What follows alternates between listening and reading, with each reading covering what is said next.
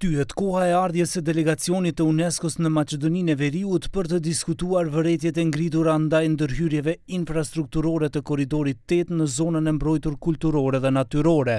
Ndonse fillimisht u paralajmërua se përfaqësuesit e UNESCO-s do të vinë nga mesi i muajit maj, sot ministri i transportit Aleksandar Nikolovski tha se me kërkesë të tyre mund të vinë nga mesi i qershorit.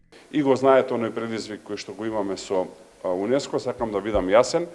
Не воопшто доведено во прашање дали до Струга и до граничниот премин Ќафласен ќе имаме автопатско решение, прашање само по која траса ќе се движиме и тоа е нешто што ќе го дискутираме и денеска со представниците на Европската унија, но и при посетата која што ќе имаме од УНЕСКО. Имаме два датуми кои што се понудени, крајот на мај, средина на јуни, така што заеднички ќе изнајдеме и тука решение.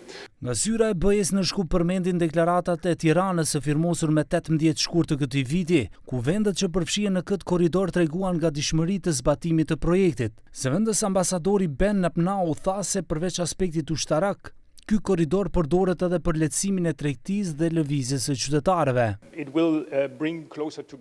Më duhet ta them rëndësinë strategjike të korridorit 8, sepse prej tij do të kenë dobi sikurse qytetarët ashtu edhe shtetet që janë pjesë e këtij korridori. Së pari, në kushtet e krizës gjeopolitike që e kemi sot, do ta theksoj aspektin e sigurisë, sepse përmes këtij korridori do të kemi lidhje të dy deteve që do të lehtësojnë trafikun.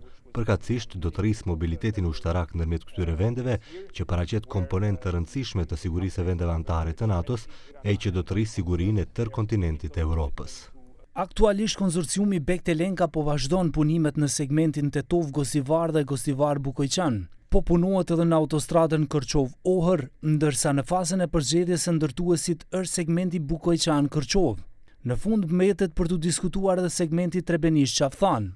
Nga Ministria e Transportit thonë se segmente tjera po ecin mirë, duke përmendur rikonstruimin e vendkalimit kufitar Deve Bajer dhe lëshimin në funksion të qarkores së Kriva Pallankës, prej ku punimet janë nga fundi në magjistralen drejt Straqincit, ndërsa për vitin e ardhshëm pritet të nisin punimet edhe për magjistralen Straqinc-Kumanov.